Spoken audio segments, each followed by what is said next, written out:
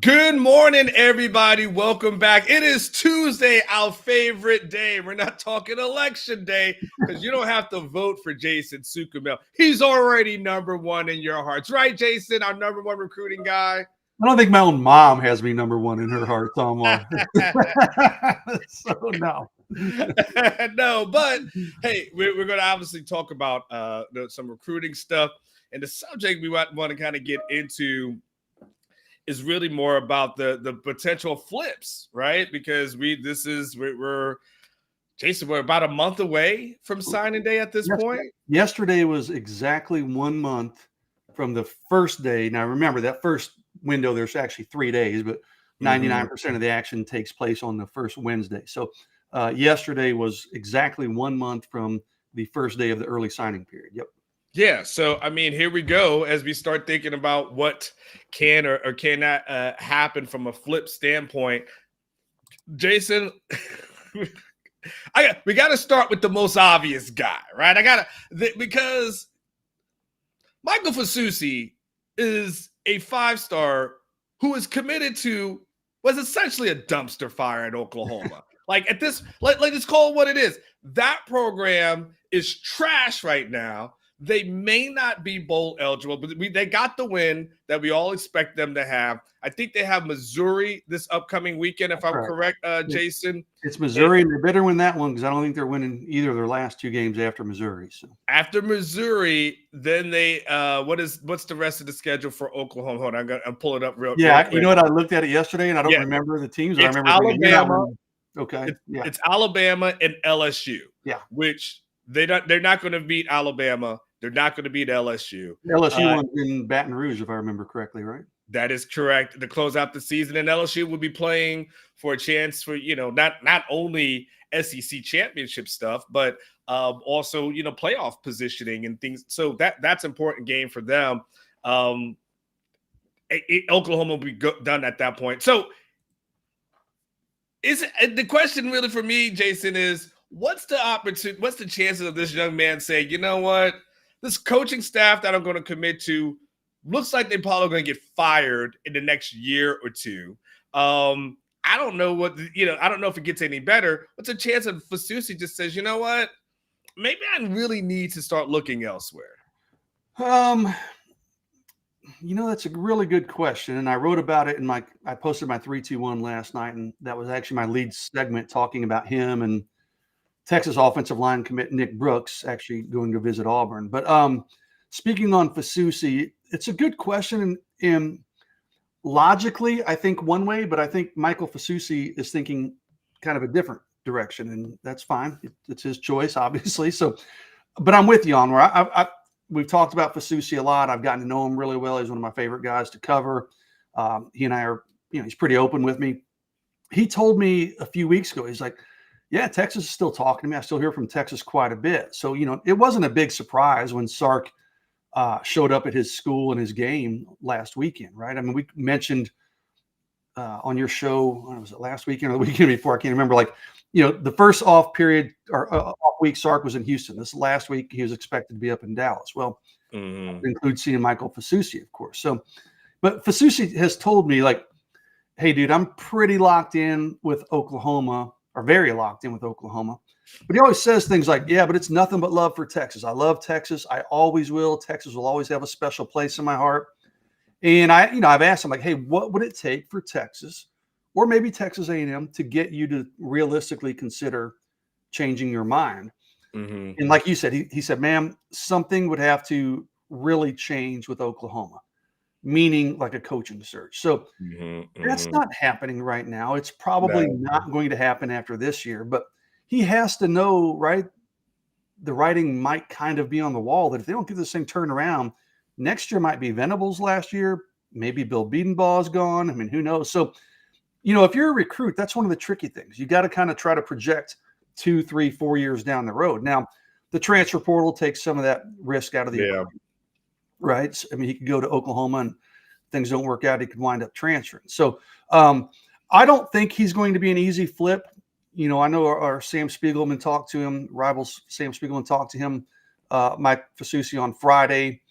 And he says all the right things about Oklahoma. Oh, I love those guys. It's great seeing them. I'm still super happy with my decision.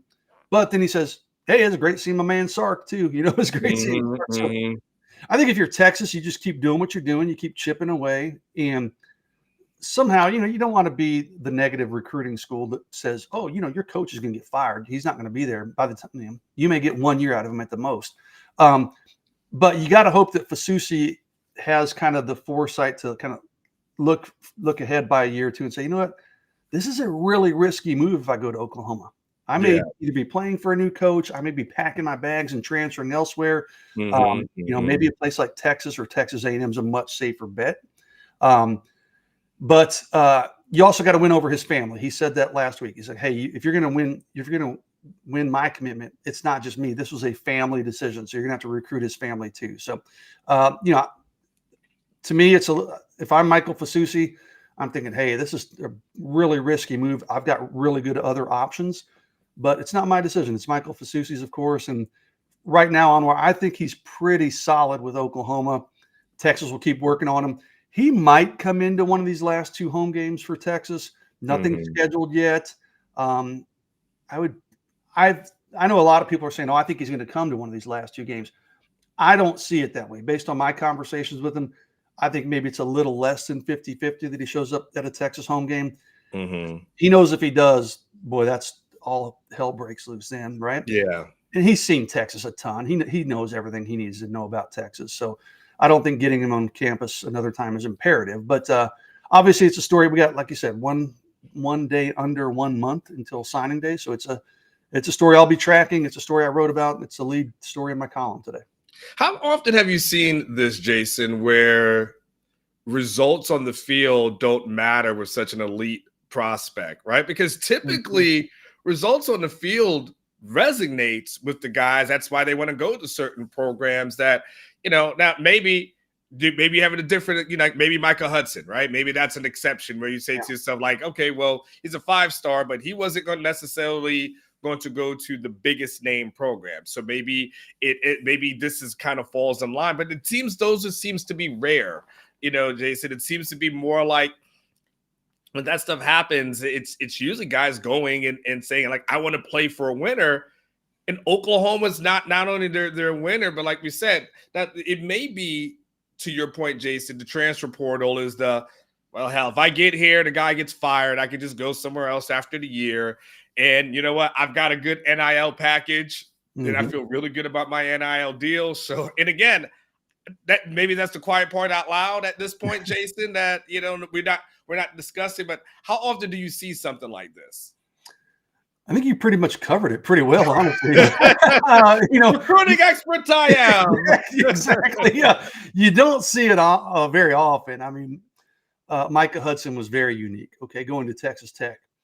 Travis Hunter going to Jackson State? Where was Dion before college? I've already forgotten, right? Yeah, so I mean, that was the wild one of all wild ones, right? But when Fasusi made the decision to go to Oklahoma was still, and they still are a blue blood. I don't want to say they're not, but they hadn't run into the issues they're running into this year. I mean, there was still some thought that Oklahoma was going to be a really good team this year.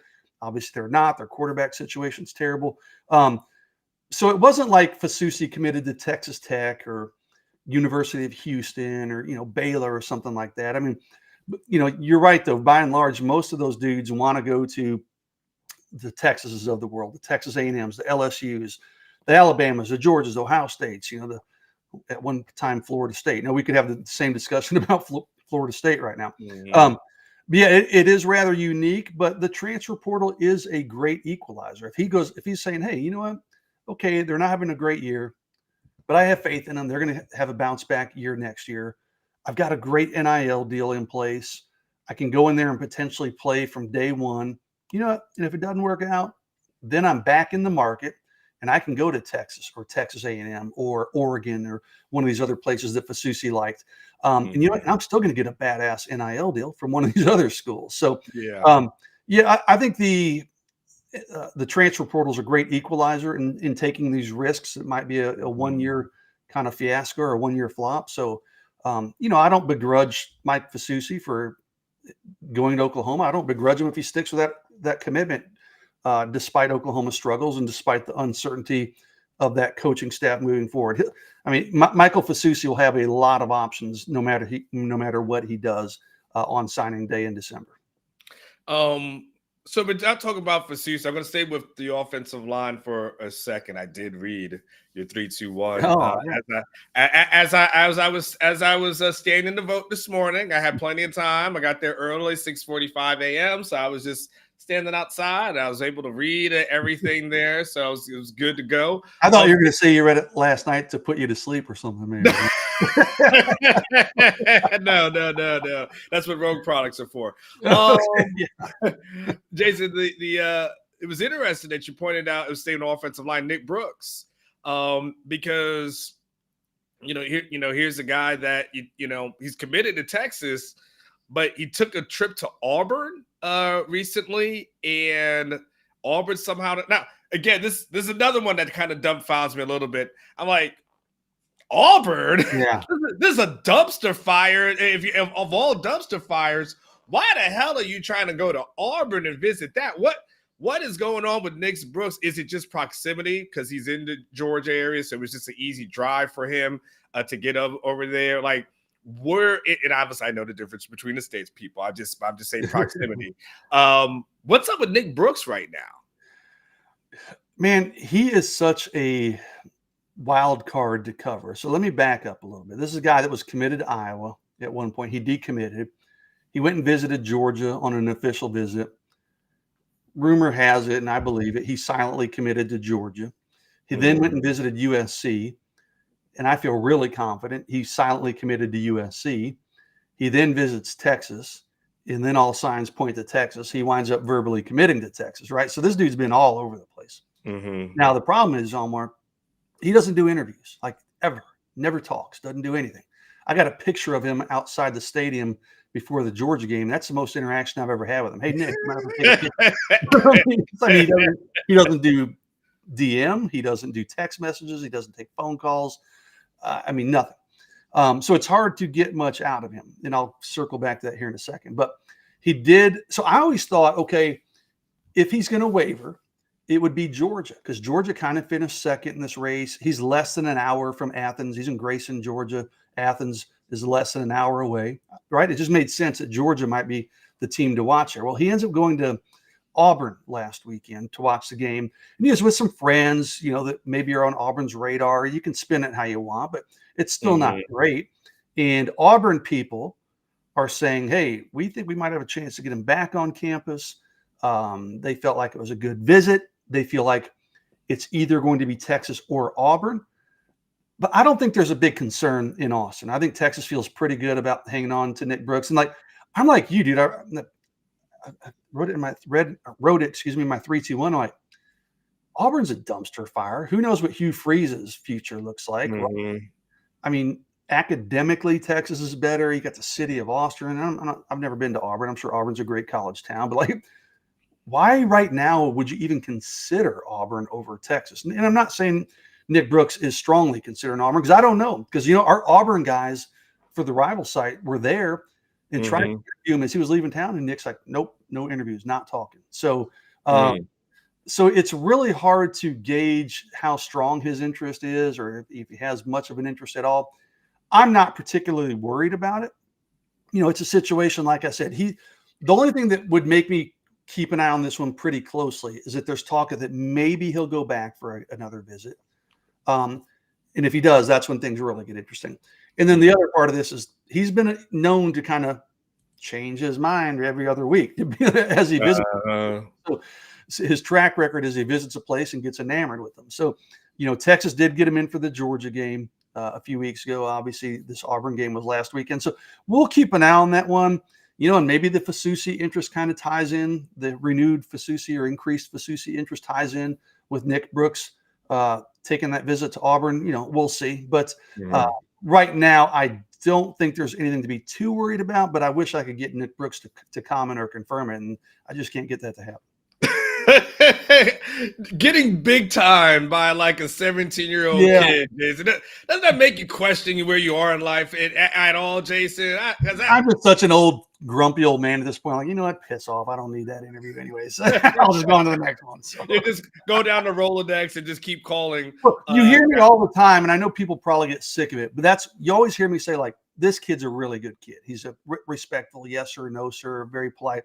That's why, and I'm not saying Nick Brooks isn't a good kid. I wouldn't know. I've never talked to the kid, right? So I'm not even speaking about Nick Brooks specifically. I'm just saying I've been doing this long enough, Anwar. I've got teenage kids of my own. I'm to the point now where I appreciate the genuinely good kids that I get to cover. And there's a lot of them. Thankfully, Texas recruits a lot of them. So, yeah, listen, I had a recruit hang up on me a couple weeks ago as soon as I introduced myself. Click. So, I mean, it happens, and I'm just kind of numb to it at this point. Jason, before we move on, I just got to say, back in the day, when I was a high school writer, and before a lot of these sites took off, right? So back in the day, it was they'd have to call like the pay numbers in order to get the recruiting information. Yeah. Remember that? I forget what it was. Was it like a 900? Or Jerry Scarborough, True Orange famously had one in this market. Yeah. Yeah, and so that's how you would get like the people get this stuff. So anyway, so we're talking like 30 years or something like that. But I remember showing up on campus and, like, as a high school writer, like it was like a god. Like they were like, oh my god, like kids wanted to be interviewed, and parents had scrapbooks, right? And they cut out, the articles and little things about their kids, and then they couldn't wait to tell you that they committed to something, and they would tell you, and it'd be like the next day in the paper, right? It would just, times have changed, and I know you came on the internet side of it as well, and I remember still doing certain things as we transition. I can't imagine a kid hanging up on me, man. Like I would be like, I'd call back, like, mother, I am old enough to be your dad. You literally, I've got kids older than you. Yeah. Well, Anwar, it's a different world, dude. Like, again, I don't want to go down this grumpy old man rabbit hole, but we make these kids out to be celebrities when they're 14, 15 years old. Like, some of them, their egos get so inflated. Like a lot of guys do a really good job of keeping grounded, and you don't see that. Booby Feaster is a young man who, we'll see. Booby, I hope Booby stays grounded, but Booby Feaster is an incredibly grounded young man, and just a really awesome kid. But some of these kids, their egos are out of control. Social media, if it's not reporters making them, feel like they're king of the world, it's social media does. So, I hate to say it, but I think, God, if I was 16 and I was in their position, I'd probably be a pain in the ass too. So, but, and like, listen, man, I mean, I hear other reporters when we're like in a pool of reporters interviewing these kids. They are the kids. And I'm not going to name names, but there are some of them that just kiss their ass so much. I'm like, dude, I just can't do that. That's not, if that means you're going to get the interview before I am, or you're going to get the story, that's fine. But there's only so much ass kissing I can do for a 16-year-old, right? I'm not going to sit here and tell him he's the best thing since sliced bread. I'm going to keep it professional. I'm going to just try to interview them professionally and keep it on the level. But, I wish it was a nighttime show. We would have some drinks, because I would fully name names. I would name names. Yeah, but some guys are like, hey, I got to do whatever I can to get on their good side and get the scoop, or the parents. But I don't know. Like, I've been doing this so long. It's like there's a level I can go to A, stalking these kids, and B, kissing their ass. So yeah. All right, this is a trouble conversation. Let's get out of it. Kelian Johnson, Texas A&M. Jason, he's a guy that's kind of still stays in contact with Texas. He's around. I mean, A&M's having results this season, so we're talking about teams and results on the field, but flip possibilities for a guy like Kelian Johnson. That to me depends on how hard Texas pushes. Okay. He did come in for the Georgia game. Kelian loves Texas, loves Chris Jackson. I mean, there was a time he was really close to committing to Texas back in the spring and summer. He ends up not. He ends up visiting A&M. A&M surges, and it still went back and forth. And in fact, he delayed his decision at one point because he was so torn between Texas and Texas A&M. He ends up committing to A&M, of course. Odds of flipping him, if Texas really put the pedal to the metal, I think it would be about a 50-50 proposition, maybe 60-40 in favor of A&M. I don't get the sense that Texas is really pushing for another receiver after getting Dalen McCutcheon. So, we'll see if in 2 weeks, if they have more scholarship numbers open than maybe they thought they would be, if they don't close on some of these defensive linemen, maybe they pick up the intensity with Kelian Johnson. And Kelshawn's, he's kind of like Michael Fasusi.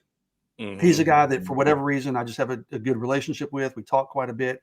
He's very honest and forthcoming. And I think part of the reason, like Kelshawn told me before he committed to A&M, it was going to be A&M, and I didn't burn him. I knew that. Michael Fasusi told me before he committed to Oklahoma, he goes, "It's not going to be Texas," and I did not put that out there. So you gain those kids' trust that way, right? And now it pays off 2 months later. But yeah, Kelshawn and I talked after that Georgia visit. He loves everything about Texas, but he's like, man, I don't know. He really feels good about that A&M decision because it would just have to be something that have to feel off with A&M. And then he goes, Texas would be the choice if it wasn't A&M. But, A&M's, like you said, they're winning ball games.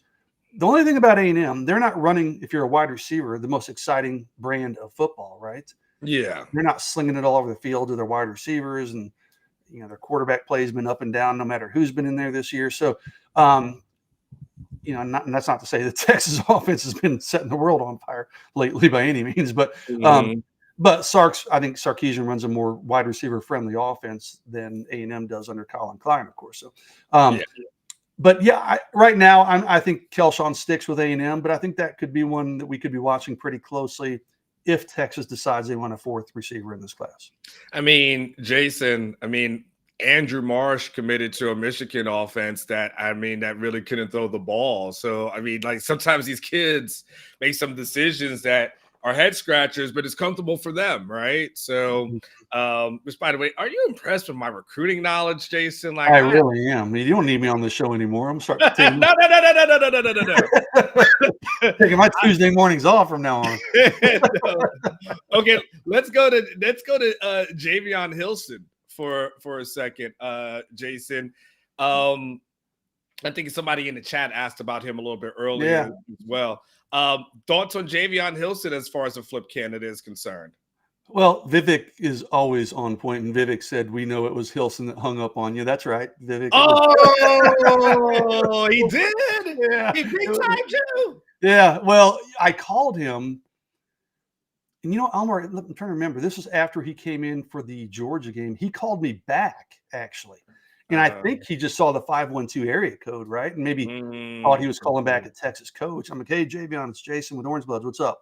It was like an awkward pause, and then click. It's okay. Never mind. So, I need to talk to Mr. and Mrs. Hilson. That they got to know their child is being slightly disrespectful to their he's elders. A Florida kid. I'm taking that's your turf. Go down there and shake him up a little bit. You just got to know that I don't know. I'm just old school. I don't know. I'm just old school. I'm just old school. I can't imagine. Jason, I am 50. And I still call my mother's friends by Ms. such and such, Mrs. such and such, aunt something. To this day, I can't even call them by their first name. That's how old school I am. I'm with you, brother. My friend across the street, his dad's military too, but he's Mr. and Mrs. his parents, Mr. and Mrs. Schmidt to me. I'm 51 years old. But if someone says, no, call me John. And I'm like, okay, John. But otherwise, no, I'm with you. And I'm still yes, sir, no, sir, yes, ma'am, no, ma'am. I'm the same way. My kids are the same way. And whatever. I'm glad they're that way. But I got sidetracked. Javon Hilson, Javon hung up on you, but go ahead. Yeah, Javon technically is uncommitted. He's not technically a flip, if you will. He's a one-time Alabama commitment, one-time Florida State commitment. I still consider him a flip because he's flipping from Florida State. It's kind of a prolonged flip, if you will. Javon visited Texas A&M for their game last weekend, right? Yes, last weekend. Gosh, it feels like forever ago. But their game against, was it South Carolina? No, it was the game when they beat LSU. I'm sorry. He visited when they beat LSU. And there's a lot of, now Javion's not talking, right? Not to me and not to anybody that I've seen, but there's a lot of confidence in A&M that they close the gap between them and Texas. Some of these other programs, he did visit Syracuse this last weekend. I don't think Syracuse is going to be a big factor. This one could come down to Texas and Texas A&M. You know, he might be back in College Station for an official visit in late November. So I don't really know which way that, you know, some people in College Station think, hey, A&M feels like they're either on even footing or maybe took the lead here. You know, Texas still feels pretty good. I think Texas still looks pretty good there. I'm still favoring Texas just because in recruiting, a lot of times these guys come back to their first love. Okay. And Texas wasn't his first love, obviously. He committed to Alabama, he committed to Florida State. But he was in love with Texas. You know, Texas and Florida State. He obviously committed to Florida State, but he was kind of in love with Texas all along. A&M's the new flavor, the new squeeze. So, you know, in recruiting, a lot of times you'll see these guys come back to their quote unquote first love, which would be Texas over Texas A&M. I still think Texas is in a pretty decent spot there, but A&M's making it interesting. And if he does go back for another visit to A&M in late November, then all bets are off, because then he goes and takes that visit, and then he ends up committing 4 days or 3 days later, that Wednesday after that. So, yeah, that one's going to be really interesting. And honestly, we'll probably be talking about him every week, Anwar. I don't think we'll know the answer to Javon Hilson until he announces on National Signing Day. I think he's going to keep everybody guessing until he announces on National Signing Day. Riley Pettijohn in Ohio State. That still seems to be a thing, but I still have to ask about him because he's still a person that's on the Texas radar, and still a person that I'm sure Texas is still kicking the tires on. Flip conversation as relates to Riley Pettijohn. Not much of a conversation, in my opinion. You know, I've said this for a long time. I think he's pretty locked in with Ohio State. His parents are real happy with his Ohio State commitment. He did come in for the Georgia game, which got everybody excited. But he came in, I think it was two of his cousins that are also football players were with him. And if you talk to people close to Riley, they're kind of spinning that as like, this was as much for everybody else as it was for Riley. I'm sure Riley enjoyed the experience and enjoyed the environment, but I think he's pretty locked in with Florida State. You know, Texas needs a linebacker in a bad way, so they're going to keep working on him. They're keeping, you know, Madden Faremo. There's another linebacker they just offered, and they're bringing him in this weekend. If my computer to update, I'll pull him up. Kellen Wiley's out of Florida. Now, a lot of people think he's going to wind up going to Miami, but he's pretty new to my radar. But he did confirm he's coming in this weekend for an official visit. Texas just offered him last week, and he set up that visit. So they're looking for another linebacker.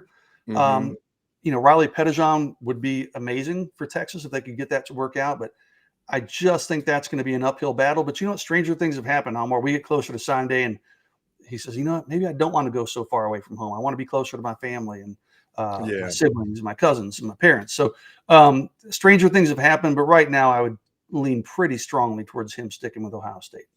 Jason, question about the defensive tackle position. Texas currently has Josiah Sharman committed, right? Sharma, and then, not Sharman the toilet paper, Sharma, excuse me. And then Myron Charles, I you know, I don't know if he fills out as a defensive tackle or not. Like, I don't know. I think he is. Yeah, I think he's a D tackle. So still seems like you need more big bodies, you know, Jason, because they had, you know, look, they had to go into the portal to get a bunch of guys. You know, we'll have to see what happens with, you know, a guy like Sadir Mitchell or anything like that. Tell me in the future, tell me where we are as relates to defensive tackle position as far as a recruiting standpoint, and then as far as flip candidates as well. There's a lot of irons in the fire. I'm looking at my recruiting board. I'm cheap, but I've got Charles. I know he's listed as a defensive end, but he's like 280. That guy's a D tackle to me. Joseph Mbachu, the guy we've talked about from Loganville, he's Georgia. Yeah. You know, he's taken an official visit. He's taken an unofficial visit. He's 6'6", 285. I know he's listed as a defensive end, but this dude's a senior in high school. He's going to be a defensive tackle, I think. You know, Justice Terry is a guy that Texas brought in. He's probably going to wind up at Georgia. He's out of Georgia, but 6'5", 275. So, I mean, he's a guy they're in on. He's going to wind up at Georgia. You know, Mbachu is a guy that was committed to Florida. He's now looking at Texas. Michigan's in play there. You know, he took a visit last week. You know, I'm drawing a blank on where he went. I'm sorry, but I think Texas is in a good spot. There's nobody I would put over Texas for Joseph Mbachu. But again, they got so many irons in the fire. I can let Chase Sims, the Texas A&M commitment, right? He came in. He was going to take that official visit. He didn't. He came in for the Georgia game. He kind of tried to sneak in under the radar, and he sees us reporters, and he's like, no, don't say anything. We're like, dude, like, we can't not say anything if you're here. So yeah. There's still an interest there. Zion Williams from LSU. I don't think that's going to happen. That one's kind of died down. Kevin Wynn's a Florida State commitment. Still really likes Texas, but he hasn't visited Texas since he took that official visit back in June. I don't think he winds up at Florida State. I don't know that he'll wind up at Texas, though, unless they can get him in somehow this weekend or for the Kentucky game. Then you got a couple of the guys they offered. Braxton Kyle committed to Rutgers. Caleb Bell committed to Arkansas. Those are guys they offered pretty late, so I thought we might see some movement there. But it's been pretty quiet. Texas has kind of chosen to focus elsewhere. So again, then they got a lot of guys they're kind of still working on. I would think Joseph Mbachu would probably be the most likely, even though he's not a true defensive tackle. I think he can play that role for you. But it might be another case on where they're going to have to go into the portal and maybe find, another body or so there. But they've got to find a way to start stockpiling these badass high school defensive tackles, and they've got a couple of good ones right now. I mean, they got 2 good ones committed that we talked about, but they would probably take 1, maybe even 2 more if they could find them in this recruiting class. We can't let you go without a Michael Terry question. Is he still on hold? Is he taking any other visits? Again, there's 2 more home games left, from a Texas perspective, obviously Florida and Kentucky. I know he's been on campus a lot, but any chance that they say, hey, you want to come in one more time and continue to, keep that relationship going? It's possible because it's easy for him to get to Austin, but these are both 11 a.m. kicks, right? Or is Kentucky 11 a.m. kick? I think Kentucky is like 2:30 or so. Okay, so that one's really. I think I got to look it up. Yeah, I think you're right. I think this one's 11. I think Arkansas is 11 a.m. But I don't. Yeah, Kentucky may be a little bit later. So yeah, let me look. He's also fixing to start high school playoffs pretty soon. So, he's kind of said like, "Hey, I'm dialing it back on these visits now. I'm just working towards a decision." I actually was texting with him on more this morning. And nothing too crazy, but he's playing in the All-American Bowl down in San Antonio. Well, what they do for people who don't watch or know, they go around to each guy and they do a presentation where they give them their jersey, and it's a big deal. Some of them are done virtually, some of them are done in person. Well, Michael Terry is getting his jersey. He said 8:30 Friday morning, he told me, or 8:45 Friday morning. There was some scuttlebutt last week that he might try to make a decision at that jersey presentation, which would be this Friday morning. So I'm not necessarily expecting that, just because he's kept holding off on this. He might take this thing all the way to December 4th, to National Signing Day.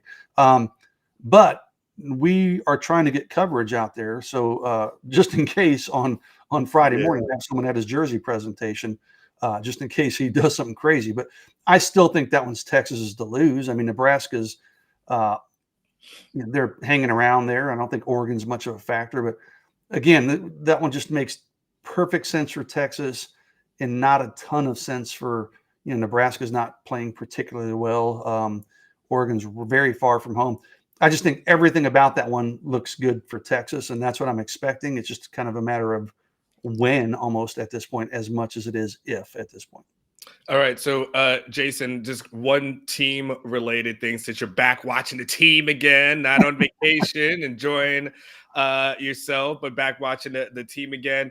I know we have the podcast coming up, and Ketch will give this, 2 days before the game. Where's your head at? Right? It's the infamous "where's your head at" question to see where he's gonna go with the conversation. Just your thoughts on Texas potentially running the table for the next 4 games, Jason. I'm just your thoughts on this thing. We kind of talked a little bit beforehand, like who we think we could make the SEC championship game, but overall, you think Texas wins the next 4? I do, but I think they need to be playing better too. I mean, I think if they keep playing the way they've been playing, they can still win all 4, because it's not like they're playing a murderer's row of opponents. But you'd sure like to see Texas play better. I mean, they should win this week against a Florida team that's banged up, right, including at the quarterback position. Arkansas on the road, like one week I'm like, oh crap, that's going to be a tough game. And then the next week, like this week after the Ole Miss game, like, oh, Arkansas is terrible. So, but they'll be up for Texas, but that's a game Texas should win. Kentucky, they're not very good, but they play just good enough defense that they could make it interesting in Austin, maybe, but that's a game that they should win. And then the Texas A&M game. I think Texas is clearly the better team. I'm on record for the past 2 months of saying Texas is going to win that game by double digits. I don't think A&M's offense is that good, especially now they've lost their running back. But hey, it's in College Station, man. Crazy things can happen. But yeah, to answer your question, I'm expecting Texas to go 4-0. I'd be mildly surprised if they don't, but you can make a case where Arkansas or A&M would be a potential stumbling block, so that they're going to have to, they can't just show up and go through the motions and kind of walk out there and expect to win. They need to play well, and frankly, they need to play better than they have in 3 of their last 4 games. I mean, the Oklahoma game's the one game out of their last 4 they've been pretty dominant, and that's not saying a whole lot against a really bad Oklahoma team. So I'd like to see, starting with this week, in fact, I'd like to see Texas go out there and just put it on Florida and be like, okay, this offense is back and we know what this defense can do. And this looks like the Texas we were seeing earlier in the year. And this is a championship caliber team. I don't think they're playing championship caliber football of late. So let's see if they can get that maybe change starting this weekend. All right, Jason, get out of here. I know I'll see you in the next 20 minutes on the podcast, buddy. Thank you, Jason Sukermel, orangebloods.com. Y'all know what time it is, all the things that he does. Also, Eric Torres, Eric Sells Homes DFW, because if you need a crib, a pad, you're telling yourself, man, I know I'm going to buy myself for Christmas. It's going to be a house. Or you tell yourself, I know what I don't want anymore for Christmas, this house. Either way, Eric Sells Homes has got you covered. Make sure you check him out. He is El Presidente himself. Good dude. So if you're looking for a house in the DFW area, Eric Sells Homes DFW. And then, of course, obviously, after you buy that, go to Specs same-day delivery can save the day with our Specs app or online shopping. From world-class wines to hard-to-find spirits and craft beers to gourmet foods, delicious snacks, and spectacular sweets. It's Specs. Cheers to savings.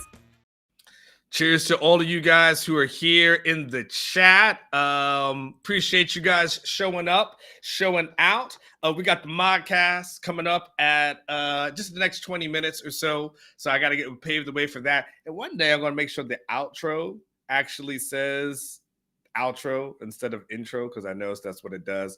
But nonetheless, hit the like button if you have not done so. Subscribe to the channel so you get all the notifications and things that are happening. I think Ketch and I may even do a show tonight after the don't forget tonight, the college football playoff committee will come out with their first rankings. I believe it's at 6:00 tonight on ESPN. I think Ketch and I may do a reaction after that when that comes out. So if you subscribe to the channel, you'll get the notification as soon as we go live. So make sure you guys do that. And on that note, peace out. Enjoy yourself. Go out and vote. Don't be mad. Just be nice. Be nice to people and do something nice for yourself, because you absolutely deserve it. Y'all take care.